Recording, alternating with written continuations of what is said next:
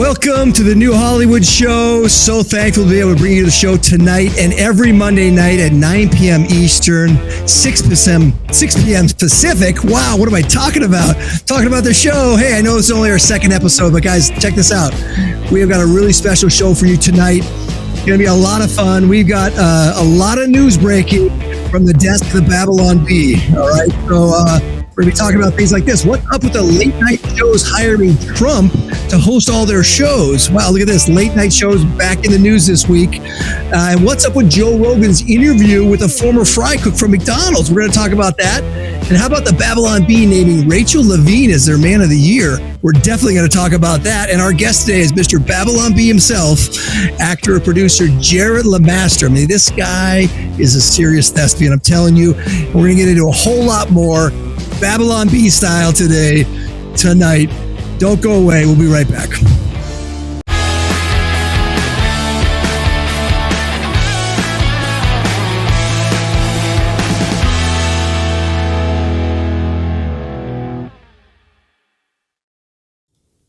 Hello, free thinkers, Hollywood professionals, and creatives worldwide. I am Tatum Shank. We are Hollywood for Freedom, and this is our podcast to stay connected with you, our community of free thinking industry professionals and like-minded fellow patriots. Hey, as creatives, you're responsible for shaping the hearts and minds of our culture. Okay. What you create matters, and what we believe matters, which is this. We believe that wholesome ideals and traditional values create a healthy culture. Or we believe in personal autonomy, freedom, and responsibility. Being a free thinker is crucial. And we believe you can be a healthy creative working in Hollywood, or better yet, in the new Hollywood that we're creating. So look, if you're not yet a member of our database, make sure you go to our website, hollywoodforfreedom.com, and sign up for free. Our strength is in our numbers, so please join the movement. And of course, we know big tech's going to be coming after us, so we are encouraging you to follow us on Rumble and X so we can speak freely without censorship. So click on the links in the description, join us, and please share those links with others as well. Now, on today's show, like I mentioned, hey, Babylon Bee all day, all the time here. Late night shows are hiring Trump. All of them, right? We're going to talk about that. Joe Rogan interviewing a former McDonald's fry cook. That's interesting. And the Babylon Bee names their Man of the Year. We're going to talk about that. And we'll be doing all of that and talking with our guest later in the show, Jarret LeMaster from, you got it, the Babylon Bee. All right. Hey, if you're not familiar with the Bee, I call it the Bee, like they're my really good friends, right? If you're not familiar with the Bee, go check them out.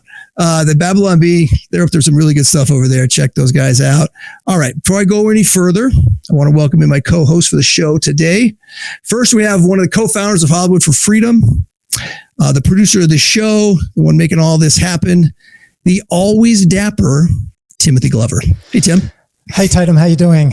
I'm doing well. How are you? I'm amazing. You know, our first premiere episode was amazing. It blew us all away. The response has been amazing. So, you know, we're just excited to be in episode 2 now. So let's do it. Let's talk about present tense here. Are you excited for today's show? Babylon Bee centered show. It's going to be crazy. It's gonna be good. No, it is crazy because they're so funny. And you know what? They were such a comic relief for me through the pandemic. They just shot, you know, into the stratosphere, they were making everyone laugh. They're hilarious.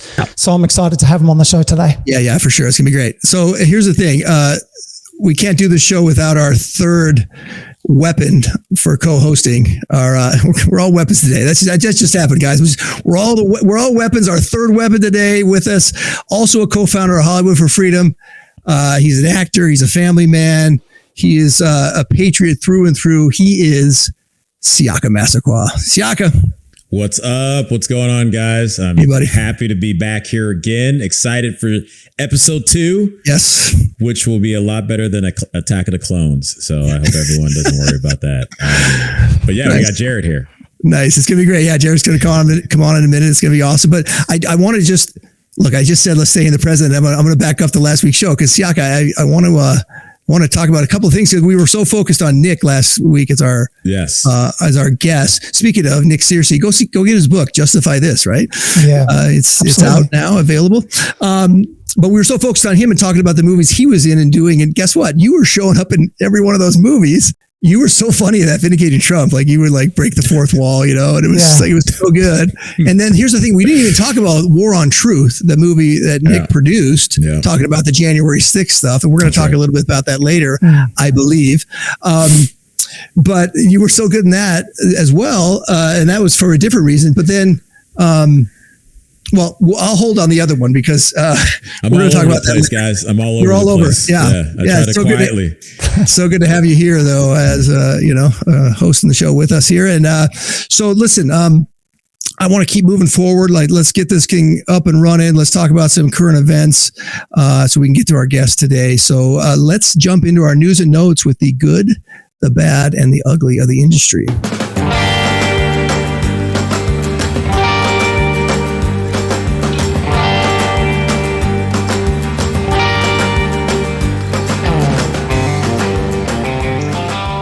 All right, let's get into the good, the bad, and the ugly of the industry. Not necessarily in that order, but today specifically all about the Babylon Bee. So let me see. I think I had this first article here it is. Okay, cool.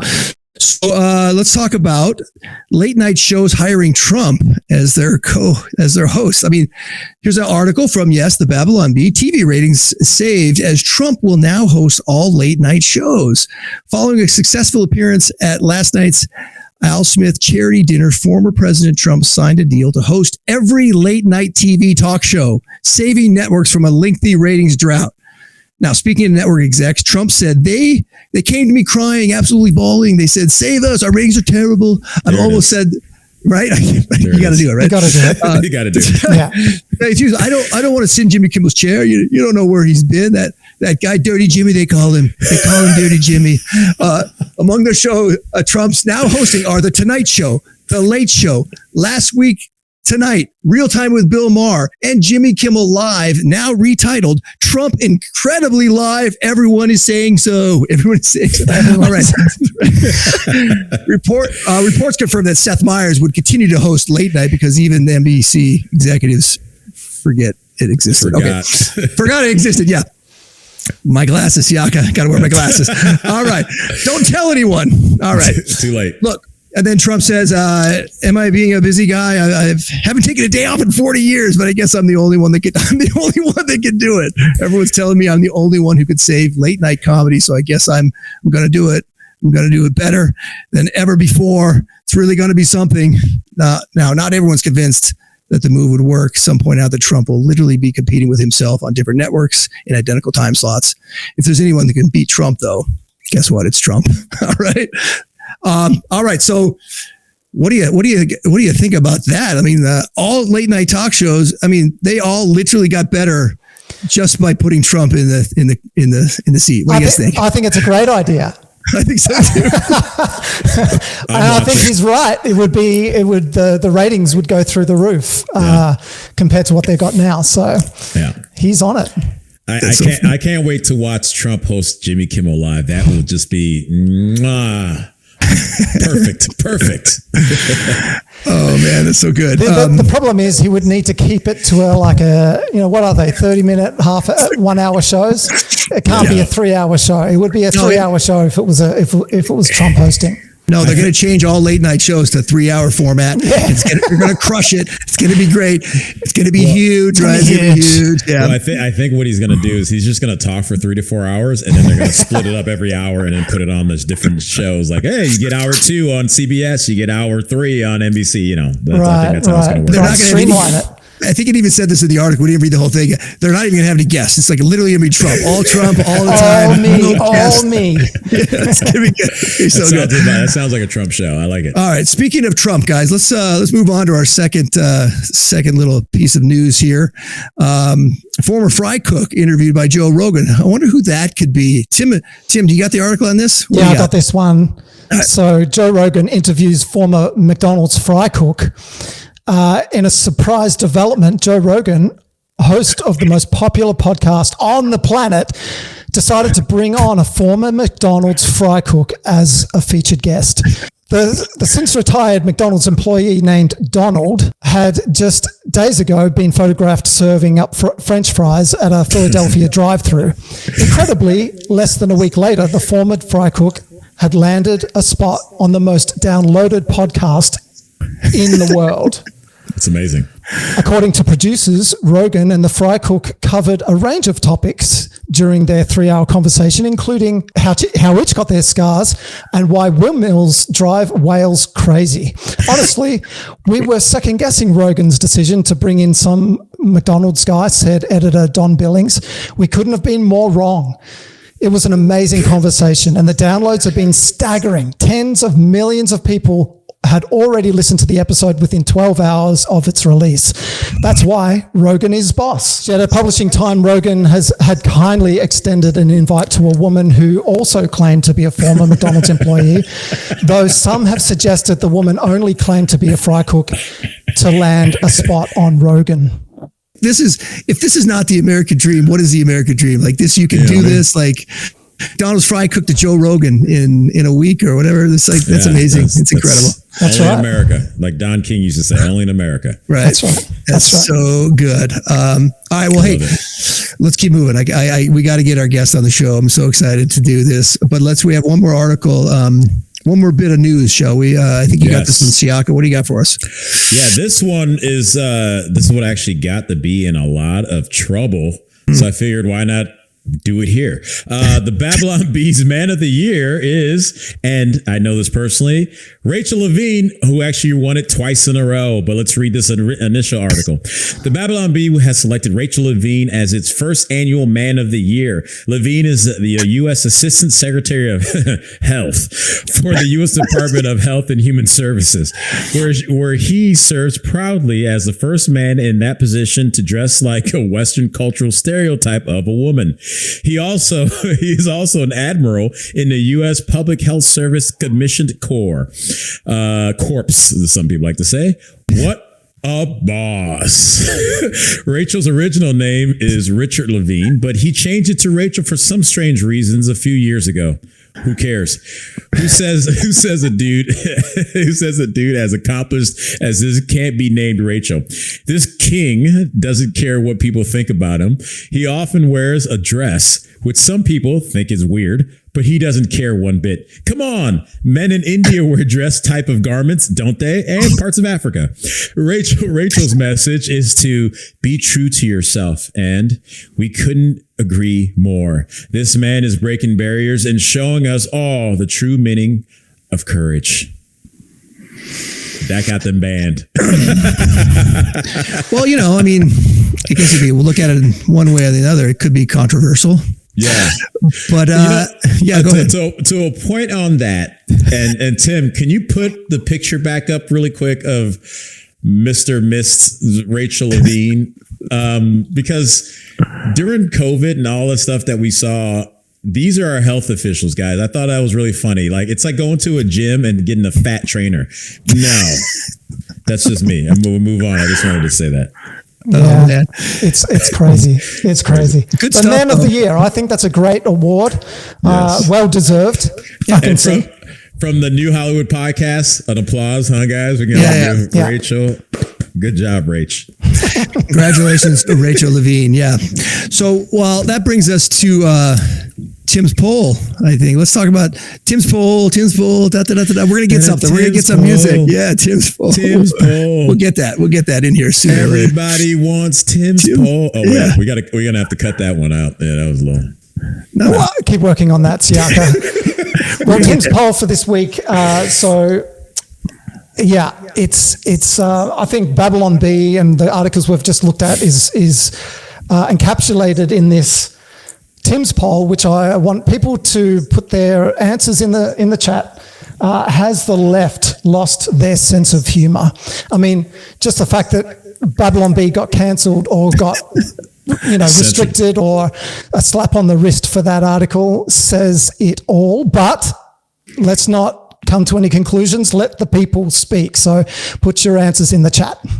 Yeah, for sure. Definitely drop them in whenever you're happen to be watching the show. Drop it in the chat. We'll see it. And, we can kind of gather some data here with this poll and see what comes back. All right. Yeah. Let us know what you think. For sure. Okay, so listen, Jarret LeMaster is waiting patiently to jump on the show with us here, guys, and he's going to come in right after this quick break and mention from our sponsor. The New Hollywood Show, brought to you by Oak Security, a longtime local business right here in Southern California. While crime and the fear of crime are at an all-time high, Oak Security can install a simple-to-use system that'll help you find peace of mind for your family or coworkers. They have been providing burglar alarms and camera systems for both residential and commercial for 20 years, and the use of your smartphone makes it easy to view what's happening in real time. Oak Security is a family-owned company with no contracts to sign, so call 805-499-1500 to set up a free consultation, or if you just have questions, that's 805-499-1500 or online at oaks-security.com. Okay, so thank you to Tim McCarthy and the boys over at Oak Security providing those security systems in the Southern California area. Check them out if you guys need security, and trust me, if you're in Southern California, you do. But hey, that's the one thing on our show maybe today that actually is a real thing. Like, Oak Security is a real company. They're a real sponsor, and they really want to help you secure your home or your business. So give them a call. And hey, whether you're an industry professional or a Hollywood for Freedom supporter, remember to go to our website, hollywoodforfreedom.com, and join our database for free. And make sure you're clicking on the links now to join us on Rumble and X. And don't forget to click the follow button for notifications of our weekly show. All right. So today's guest, our good friend, Jarret LeMaster. He's an actor, producer, a member of the Babylon Bee team. He's a family man who's married, has 4 children, and started his acting career in church plays. I want to talk to him about that.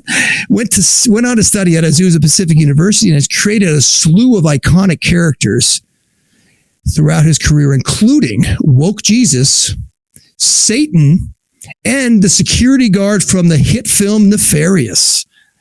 Side note, Nefarious, that's from our friend Steve Dace, the producer and writer of the book that movie was based on.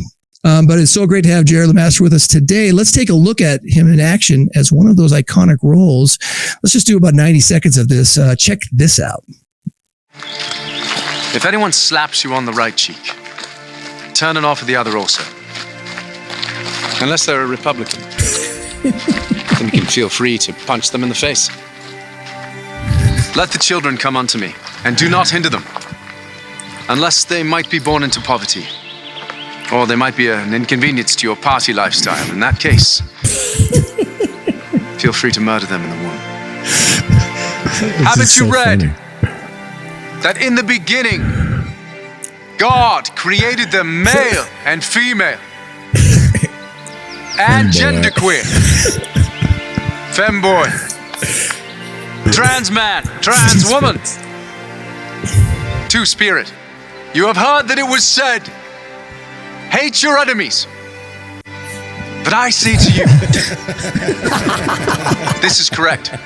And here's a handy little chart to help you understand who your enemy is, based on Marxist intersectionality theory. Oh, man. Okay, Jarret, welcome to the show. Hey, guys. Thanks for having me on. I appreciate being here. This is fun. Oh, my gosh. It's so good. Woke Jesus. Like, that is so funny. I know I can watch that scene over and over again all day long. I love that character, man. And you're so good. You're so good at Woke Jesus. Like, have you ever actually thought about playing just regular Jesus? Because it would be completely different. Yeah, so it's weird. I spent 12 years playing Jesus in an Easter play, like locally in Covina, California. Nice. And so I had all these wigs and all this stuff, and so many crazy things happened when I was playing Jesus. Like the donkey died the night before, and I was supposed to ride in on a donkey, and they brought in a brand new donkey the next day named Maggie, and Maggie charged down the aisle. I was supposed to be riding on the back. I mean, the first donkey was literally 50 years old. It was 60 years old, and if you know this in the New Testament, it's supposed to be a colt that no one's ever ridden, and it was the oldest donkey that anyone had ever seen, and it was barely making it down, and it literally died the night before one of the performances. And I corkscrewed into the ceiling for the ascension one time, just spun. Wow, you're experienced. Yeah, one of in the healing scene, there was this, the rock that covers up the tomb, and we know that rock. Yeah, you know the one. And it's like a 6-foot piece of styrofoam. It's huge and it's not light, and it's a big old kind of cylinder. And this guy was in front of it. He was, I think he was from Sri Lanka or something. Had a really strong accent, and he was he's not an actor. Nobody in this show was an actor. It was all just intended to be like an evangelical tool, except for me. I was the only actor, and there was one other guy. So good. And so anyway, so this guy gets in, and the rock just, for some reason, the Roman soldier above him hit it. And he's right in front of it, and he's like, "Alms for the blind, alms for the blind," really the accent. And then then the rock fell, and he was like, "Alms for the blit," he just wham, right on top of him. And he's sitting under the rock, and nobody knows what to do. There's an audience, and so I just walked over and I lifted it up with one hand, and I was like, Bless you, my son. And he didn't know what to do because he's not an actor, so he just said his lines. He was like, "I can see, I can see," and he just ran off. He ran off stage screaming about how he could see. And, so good. And everyone in there, it was just ridiculous. But what do you do, And the whole audience is like, "I don't remember this." And then there was a scene too. I mean, I'm sorry I keep talking about this, but there was a scene where I got catapulted, literally catapulted off the cross, because the Roman soldiers forgot to put a pin in on the one side, and there was a big scene, and it's already 15 feet up in the air. Oh my God! Literally catapulted me up onto the cross, and I win my loincloth, right? So I have the wig, I have loincloth, I'm covered in corn syrup and all this latex on my chest, all this crap, and I just went through the air, catapulted through the air, just and I land 20 feet down, literally everyone's like, "Oh no!" Everyone's like, "Jesus is gonna die!" And then I felt through the air, and I landed, and for some reason, this was the grace of God. I did this ninja roll, and rolled, and then landed like a surfer, and just stood there for a second, and my hair is and everyone's staring, and the audience is their jaws are down, and the whole cast is just going. And then I was like, I'm okay. I'm okay. And he's okay. And I walked back up on the cross. I crawled back up onto the cross, and I couldn't keep one arm up, so I just hugged the side, and I was like, "I'm really fine, everyone." Wow, so this is the same show you did for 12 years running. Yeah, so there were so many things. That wasn't one night. But it's funny. No. Yeah. But it's repeat performance. Every year, the people are coming back to see what's going to happen this year. What's going to happen next. Sounds like a very exciting show you guys put together. Who's going to die now? Yeah. So it is interesting. Last year, right? So many weird stuff. So many weird things happened in that show. And I'll tell you what, I ended up writing a screenplay. Nice. Based on the experience, Birdman. Yeah. You remember Birdman with Michael Keaton? Yeah. And it was on stage, off stage, and it was Jesus. And in the show, Jesus is not a Christian. He's smoking. He's on smoke breaks. Oh, wow. Yeah. He's out there, and then he'll walk out on stage and be like, "My children." And then it goes backstage, "Get away from me, kid." And so, which I thought was a great idea. Yeah. Such a good idea. And then for some reason, I think somebody told someone who told someone else. And eventually that idea got into Dallas Jenkins' head. And they ended up resurrecting Gavin Stone. My original, I think, this is my theory. So my screenplay was called Resurrecting Brian Blackwell. And it was my own personal experience. And then Gavin Stone was, anyway. All right. You're saying Dallas Jenkins stole your idea. Wow, great. All right. This is next breaking. Question. This is breaking. Wow. Breaking news. Only here on the New Hollywood Show. Make sure that Dallas knows that he got mentioned on this episode. When you have him on, don't bring it up because I want to work for that guy. It's the omitted part of his story, if you've ever heard his story. Right. Yeah, that's right. Well, I asked him when he was on our show. He came on the Babylon Bee one time, and I was like, "Hey, I was like, where'd you come up with the resurrecting Gavin Stone? Where'd that come from?" That's funny. Because I had the script in my computer for 5 years, and so he was like, "Oh, I don't know. Somebody mentioned it at a coffee that I was at." He's like, somebody hacked some kid's computer, and next thing you know, I got a script. So, well, I shared it with a few people, and I don't know who I shared it with, and I can't remember, and I didn't. I was not cautious, but I really, it probably isn't, because all the things that happen in that show, if you could imagine a script that was hilarious, that was about a Jesus show, that anything that could go wrong does go wrong, it happened to me. And so wow.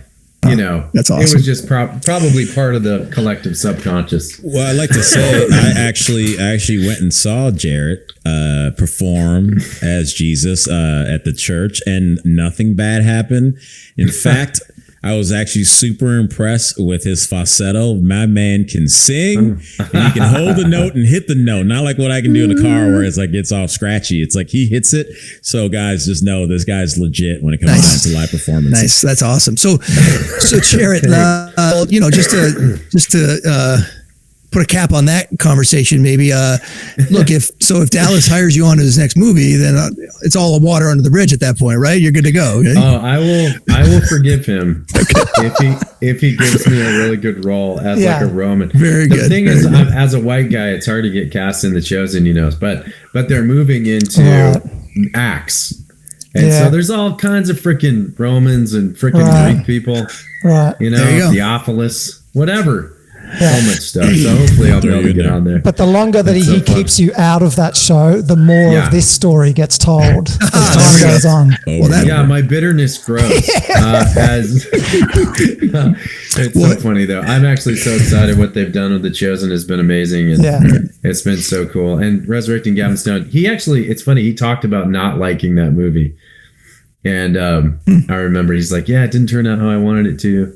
And I just didn't say anything. I didn't say, well, if you would have actually taken my script, it was edgy. It was better, yeah. So well, anyway, hey, speaking of, different production companies and different people like doing, content like The Chosen, right? That's great. But, you got the Daily Wire, you got Believe Entertainment, you got Angel Studios, you got all these different, companies putting out work that's like, opposite of what Hollywood is, right? Because Hollywood's just a cesspool of just like nonsense and garbage and stuff. So why do you think, Jarret, it's important to create that new Hollywood that is being created, not just here, but at these other places as well?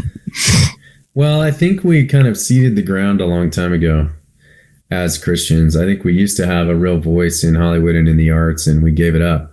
And so for some unknown reason, I think a lot of it became sort of a separatist idea, like we needed to kind of create our own separate little Christian community and not be touched by the world, not touch the world, And I think the Lord called us to be in the world, but not of it. And I think storytelling is one of the ways that we can pass on, the gospel. And so we really need to be engaging in this. And so in order to do that, we have to be the power brokers, like you can't just be, and from my perspective, you can't just be an actor. Right. Like, because you're always telling other people's stories. And so that's how I became a producer, is I started off as an actor, and I was like, dude, I'm tired of telling other people's stories. I'm tired of being beholden to these power brokers that don't share my values, that really don't even care about me as a person or as a performer. And the Lord then called me out of that into the ministry for a while. But then he called me back in, and at this time around, I'm a producer. I'm making connections. We're producing actual content that we get to have a say over. And it's pretty amazing. And then I was introduced. So I worked with the Believe guys a few times, and I'm working with Angel now on Homestead that's coming out in December as well. I have a really good part in that. Nice. And I'm very excited. So it's fun to be able to connect with these big kind of powers, these movers and shakers in this, new conservative Christian / conservative ideology industry that's budding. And it's pretty awesome, because I think the future is really bright in this arena. Yeah, for sure. That's awesome. Yeah. Speaking of Homestead, like I saw the trailer for that. I watched there's a quick little trailer for it. I watched it with my daughter, and she was like, "Dad, they're all getting into the Elon's car or whatever." Like she knows, like she It was, you know what I mean? Like that was what she was excited. But I was like, oh, this looks interesting. So, but tell us more about that. Like, how was that working on that? And just, this is gonna be a pretty well done. I would assume. It looks like it's gonna be. Yeah, it's really well done. I've seen the movie and it's great. It's very, very good. And, it stars Neil McDonough. There's another actor named Bailey Chase. There's a few actresses that you would know, and they're all exceptional. And the story for me was I got cast as this pretty small part. I was, in this scenario. I don't know if you know what the story's about, but it's a post-apocalyptic scenario. Yeah. And, a nuclear bomb goes off of the coast of San Pedro, and it becomes like this, realistic apocalypse scenario. So people have to kind of band together. And there's these homesteads that are guarded by these military people. And one of them I finally get my family to. But so I went there and I did my scene, or my few scenes. I was in about 3 scenes. And then they called me up a couple of months later. They're like, hey, we want to give you a backstory and there you go, really flesh out your character. And so they ended up doing that. And so hopefully, I won't die. I was just talking with Chip. So one of the guys they just hired, and this is not news, but his name's Chip Everett. He was in Nashville. Yeah. His name's Charles. Yeah. And he was in Nashville, and he was also just in The Outer Banks. He plays the dad that was evil. And very good, but he's in the show now. And I was texting with him, and I was like, well, I hope I don't die. And he was like, well, I hope I don't kill you. And I was like, I guess these are the conversations you have when you're on a long form show. That's so crazy. Yeah. And then it was cool. It was very cool. Yeah. It's so funny. They're really leaning into it because they're buy tickets now and you'll get they're doing like a raffle drawing for like a whole. Are you aware of this? Like a whole homestead. Yeah. Like it's like $1 million like escape refugee homestead that they're giving away like to whoever buys tickets, and they get drawn out. It's pretty crazy.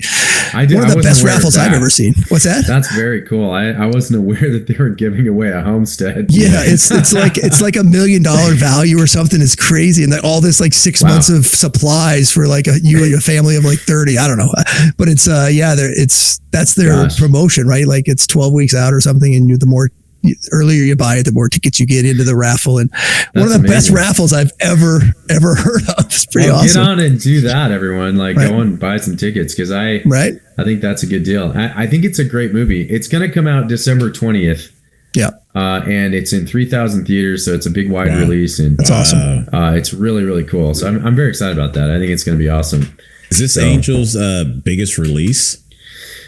I don't. That's a great question. I don't know if it's the biggest, but it's one of the bigger ones. Yeah. And so I think we had Sound of Freedom last year. There's been a few over the last year. Yeah. And this is the latest. Yeah, and they got Bonhoeffer, I think, is coming out. Is the next one that's coming out. That's right. Looks like they put a bit of money into that as well. But that homestead, I'm looking forward to it. Like I said, my daughter, we were watching that the trailer they show is that it's when it hits and they got to escape the house. They get out and it's all smoky, and then they get in the Tesla. They drive off, and my daughter's all excited about the Tesla. Suze Meisner was the actress that played the main character in that part. That's cool. And she's wonderful. Yeah. Well, hey, let's shift gears a little bit. That's something you could see in the theater. There's a movie that you produced recently that you can't see in theaters, but you could see it on the Babylon Bee if you sign up to the Babylon Bee, right? And this is a little bit more of a serious topic because this movie was very serious. January 6th, the most deadliest day, as we all know. That day is going to live in infamy. What did he call it? What did he say? Infamy. Infamy.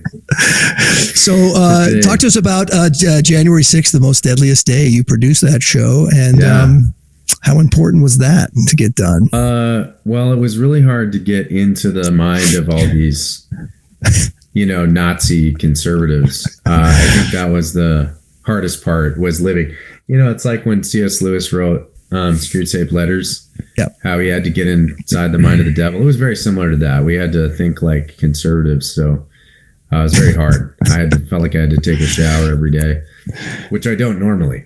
So that was, I generally, once a week, whether I need it or not. And but it was a lot of fun. We traveled around the country.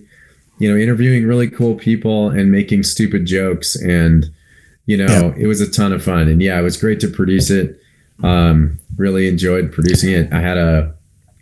We had an awesome team of people, Kyle's a great writer and he stars in it. And then we had Travis and we have, Brandon, all the guys from the B worked on it. And so it was pretty awesome. Had some good guests too, got to get Dennis Prager to use his Jewish space laser, which nobody's ever had him to do. So that was a big deal. Good. Jewish space laser. Yeah, you got to watch out for that. Good on you guys. It was very funny. There's a lot of, I'm laughing out loud at some of the stuff. It's just so funny. And even the stuff that doesn't even have to do with like the January 6th stuff, right? Just some random, like, when Kyle's walking down the stairs, like he's walking down it's like a circular staircase. He's trying to talk to me.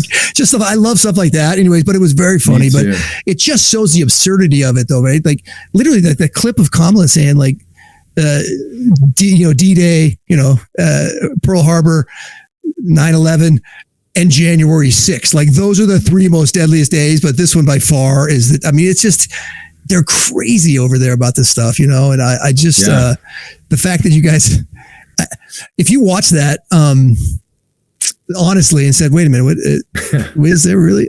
They got Siaka in there with his footage, right? Like walking around the Capitol, like, wow, what do you even said? Made a comment, Siaka, about something like, oh, this is the calmest insurrection, or no, it wasn't called an insurrection at that point, but it was the calmest storming of the Capitol I've ever seen, or something, right? It was something to the effect of, this is the most peaceful storming of the Capitol I've ever seen, or something to that effect. It's very funny. Oh yeah, it's so interesting. There is a very serious side to this whole thing, which is interesting because Siaka, you have experienced it for sure. Yeah. And more than any of us, but people are going to jail for a long time. You guys know this, and it's just political opponents, like they're going after it's crazy. It's weaponizing the DOJ and the FBI and all that kind of like stuff that is like, these are the signs of the end of democracy. And, so the January 6th stuff we joke about it just because the breathless liberals, have been saying, and they keep bringing it up. And even in this,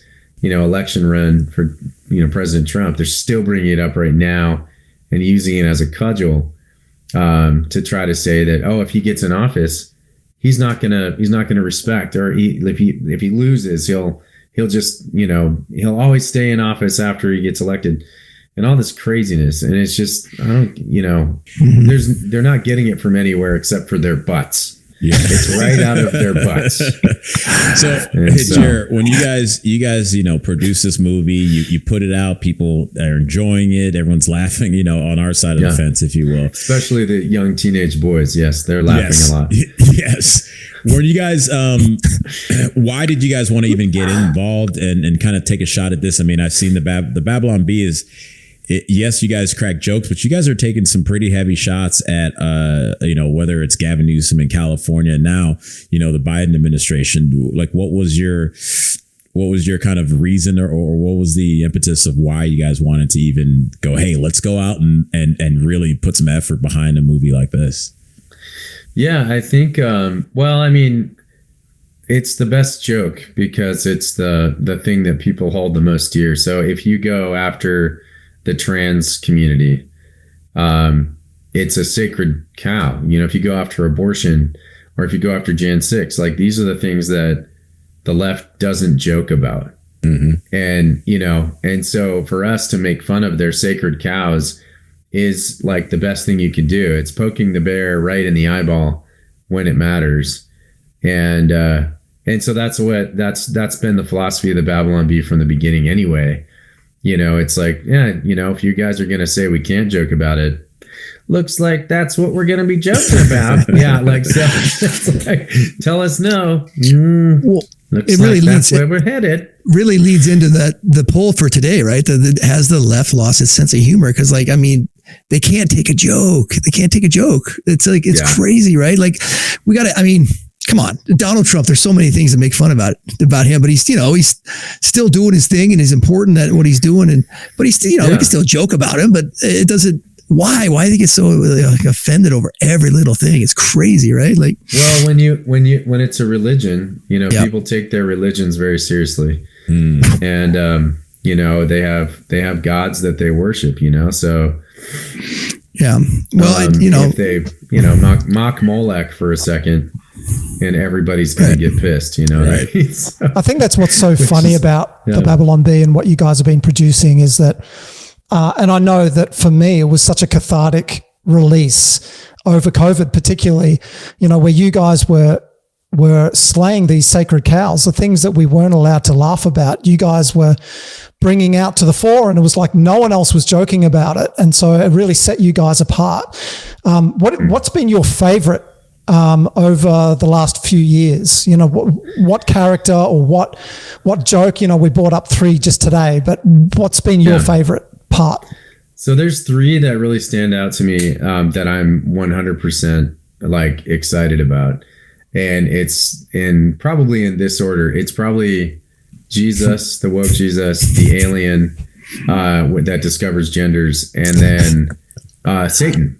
And so those 3 are like the best characters ever, because with Jesus, it's really close to my heart, because the progressive Christians are the absolute worst. Like, you know, the Christianity today, you know, the friggin' David Frenches in the world, like the Andy Stanleys, these morons that are out there like saying they're preaching the gospel, but they're actually out there, you know, leading people away and saying, you do you.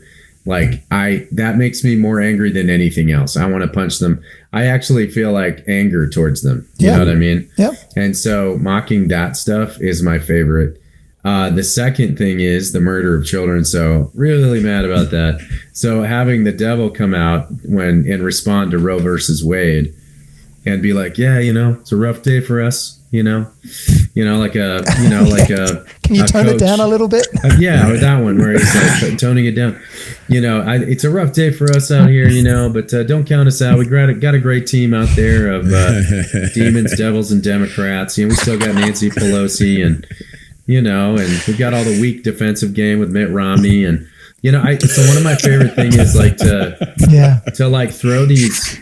To throw cowards under the bus on our side, to throw the evil people under the bus on the other side, the ones that really are really bloodthirsty and so rebellious against God that they will do anything, including murdering children. Well, you know that I don't know if you know Robert McKee, you know, as a teacher of screenwriting, but he always says that comedy is the angry art.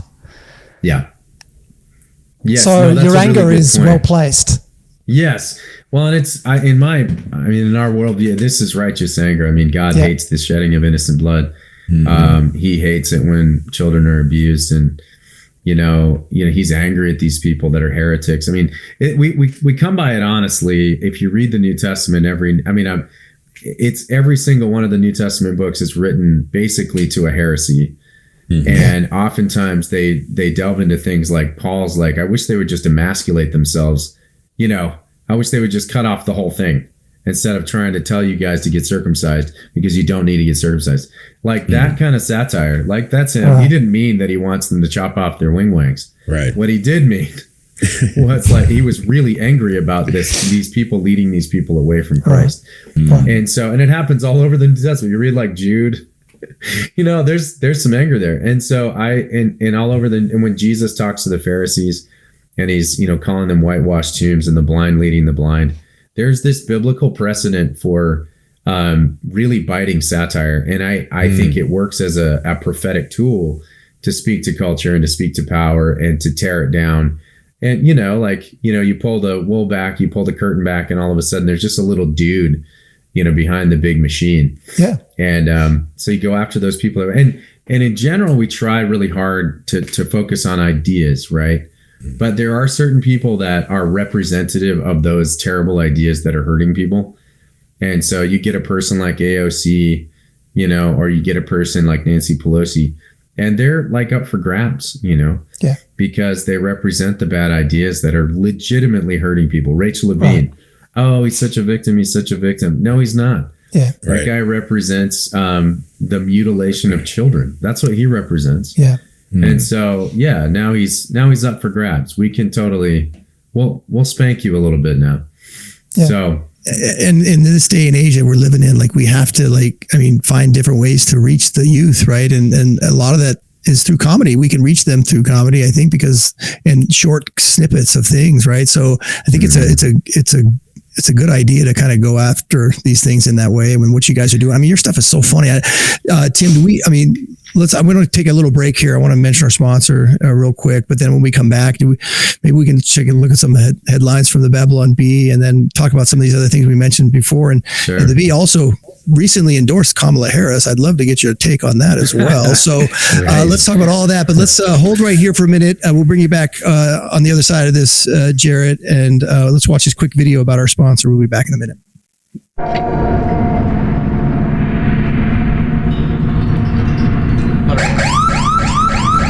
Crime is on the rise. Secure your home before it's too late with Oak Security. The Oak Security team specializes in alarms, video cameras, access controls, gate entrances, emergency alert systems, and all your security needs. Prevent a break-in and install your Oak Security system today. All right, Oak Security, Tim McCarthy and the boys again, getting you set up with security here in Southern California if you need it. Hey, listen, whether you're an industry professional or a Hollywood for Freedom supporter, remember to go to our website, hollywoodforfreedom.com. You got to join us there, join our base for free. Make sure you click on the links now to join us on Rumble and X as well. And hit that follow button for notifications of our weekly show. So, hey, let's get your take on a few things here, Jarret. Well, first of all, Timothy, do you have Timothy? I love Timothy.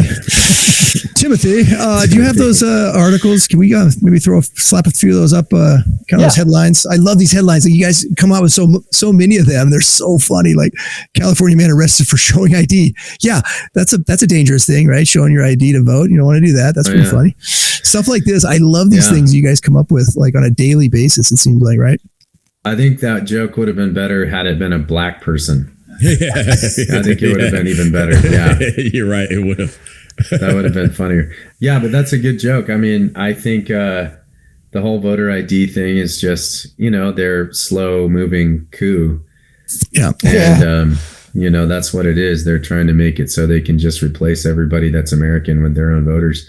Right. And, and look, if the Trump hatred wasn't so bad, I don't think that they would get away with it. I think people are giving them a pass on these things. Do you agree? I mean, is that what you think? I mean, people, it's so obvious what they're doing, it's like, it's out there. All this information's there. I mean, Trump in the Rogan interview Rogan was saying, well, what evidence do you have? He's like, I've got a truckload of evidence. Like, it's everywhere, but people are turning a blind eye to it. And I think it's because of the Trump derangement syndrome. Yeah, I think TDS is a real thing. I know I have a lot of people I know are afflicted with Trump derangement syndrome, and they look past all the stupidity of the left, just because they hate Trump, and it's a terrible way to vote for people. But I also think, it seems to me like the liberal-minded, like the Bill Maher's of the world. It's like that. He represents, in my mind, probably the classic liberal. The person that, believes in free speech, like the most rational part of the Democratic Party. I don't understand why those folks aren't standing up.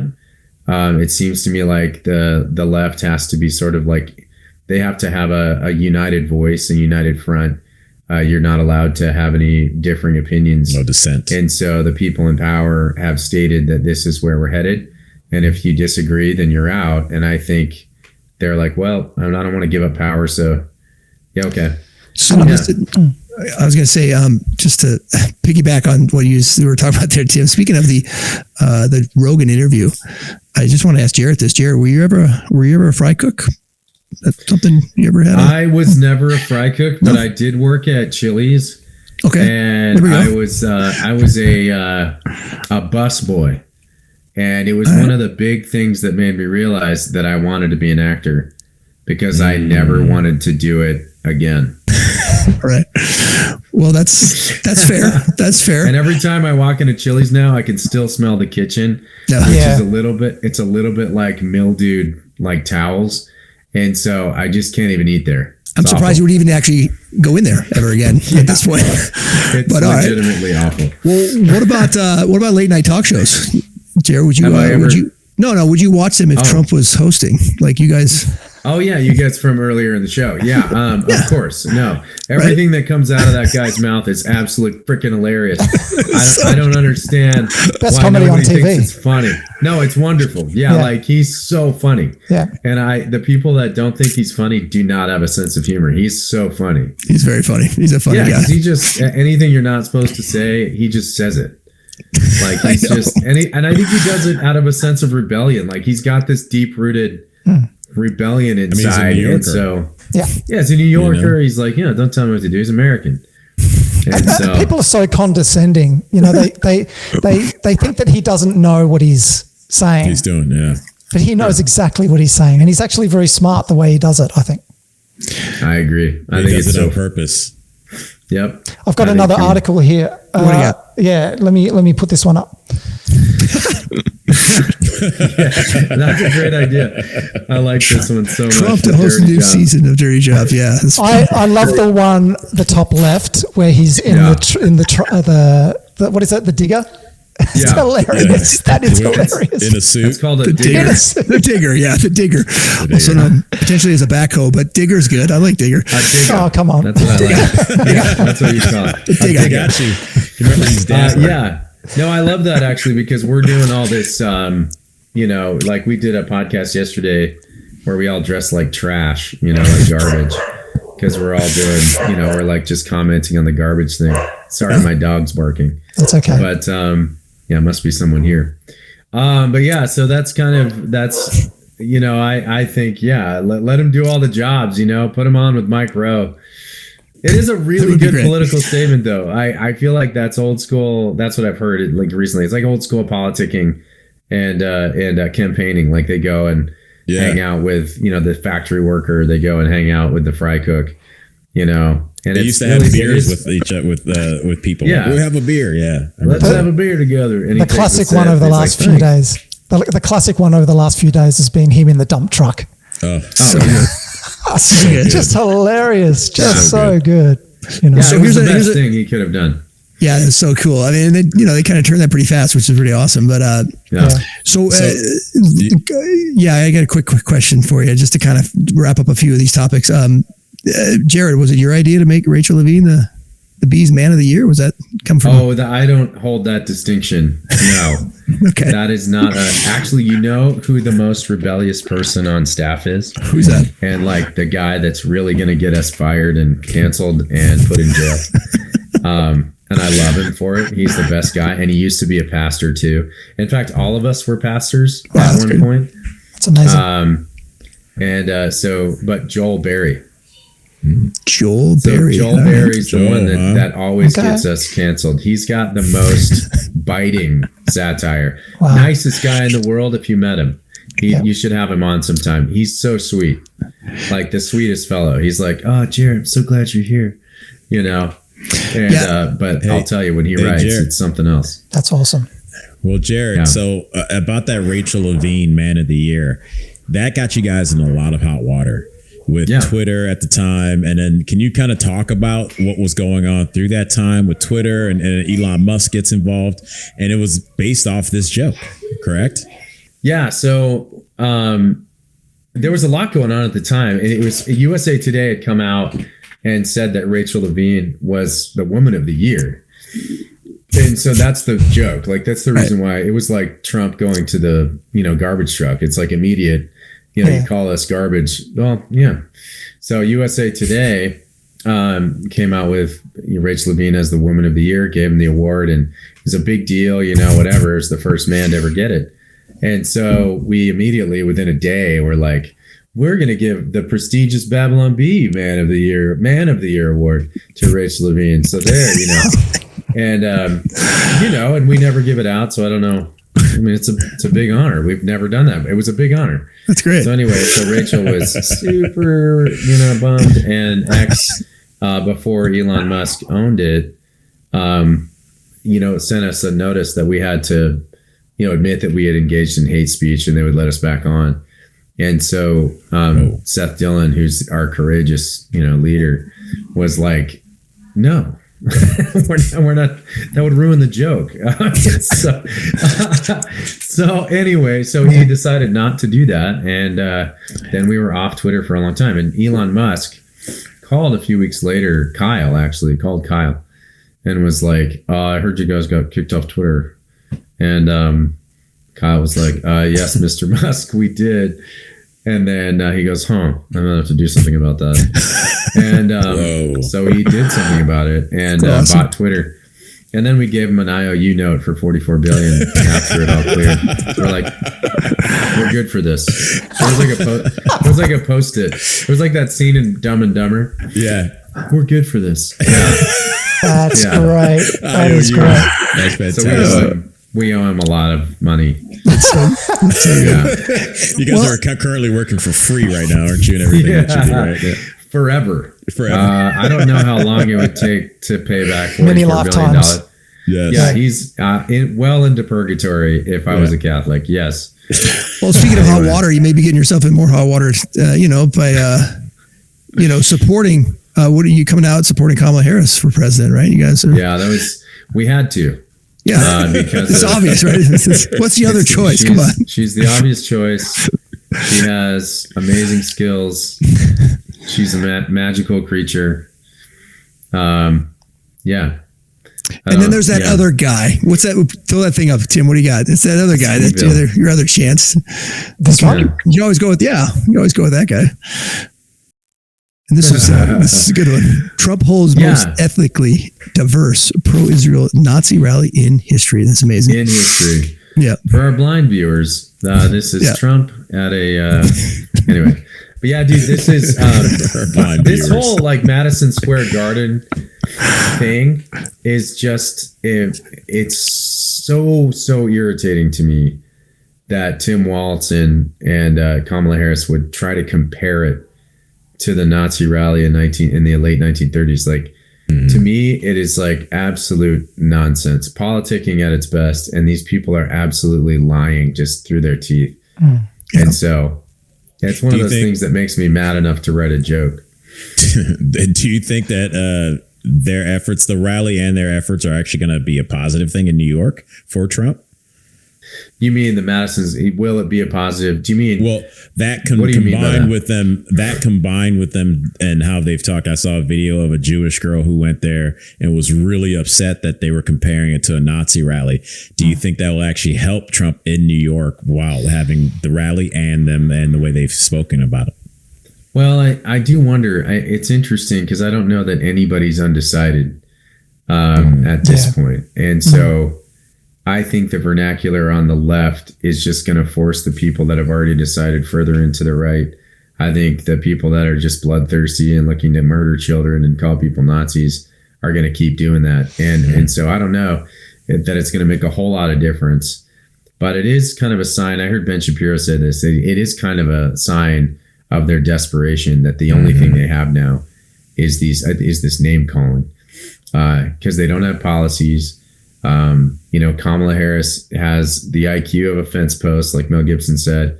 Yeah. She really can't even answer a question. She couldn't even sit down and do this interview. I know.